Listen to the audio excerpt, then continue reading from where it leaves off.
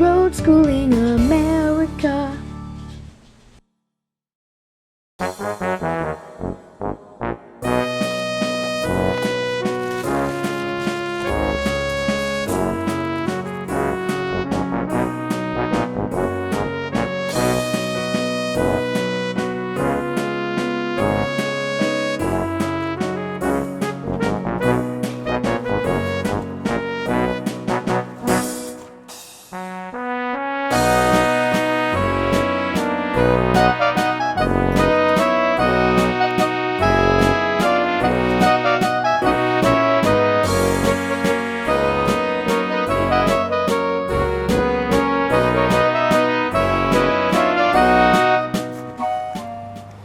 So today we have a brand new Jayco trailer. It's a 32 bunk house, which is, we found out, really heavy.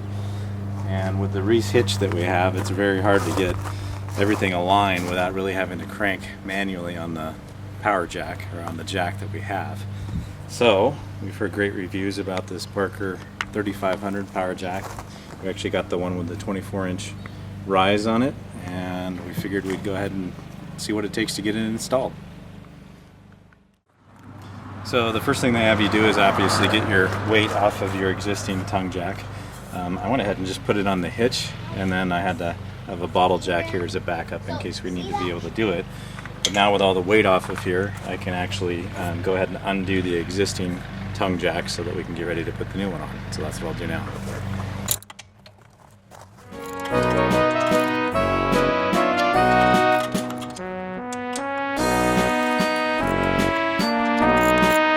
Okay, so now all 3 bolts are loose. We're just going to pull this out and make room for the new one.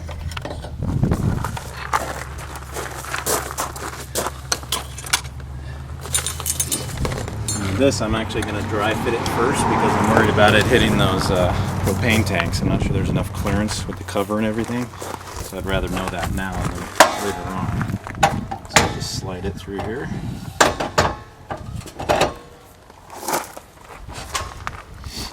Looks like there should be enough room, just barely, for the cover to fit with the propane tanks as well. So that being the case, one thing that they do have you do is make sure that you've got a good ground in here. So again, there's powder coating on our existing frame. I need to pull this out, and with that area, make sure there's a good solid contact for the bolt and the lock nut washer that they have to be able to have a good ground.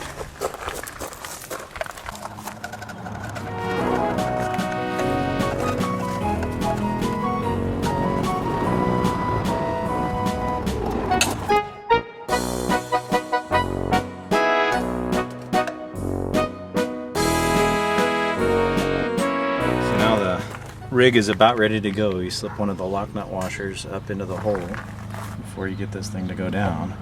That way it's there to get the good contact.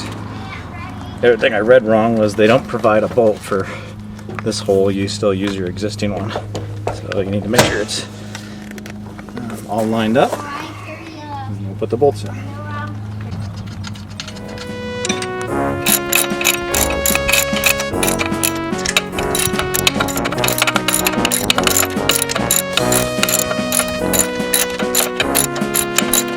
Alright, so now that it's all bolted into place, they actually, the jack that I pulled off said to torque it to 15 to 20 foot-pounds on the bolts.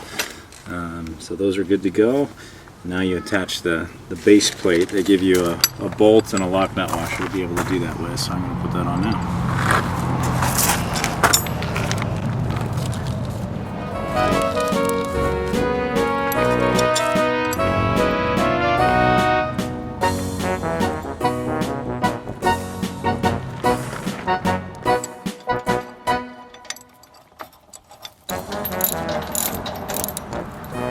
Okay, so now that all the official bolting and heavy work is done, we need to actually just hook this cable up onto the positive of the battery so that it can power the jack. So I need to go get a connector and we'll string it to the battery connection. So just like any good project, we had to go to the store, of course, to pick up a connector.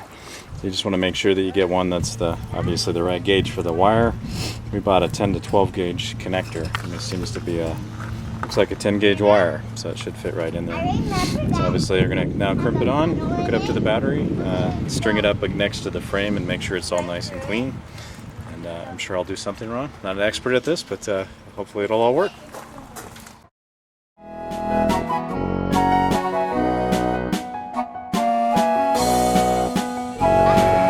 So pretty much all the wiring's now done, and theoretically, when I push a button, something should happen.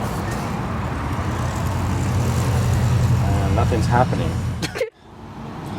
So, obviously that didn't go up and down, and what it turned out to be was the connectors that we had gotten were really cheap. So, don't skimp on the connectors, or else you might end up with the same issue. Finally got it working, so now the light works. Up and down there.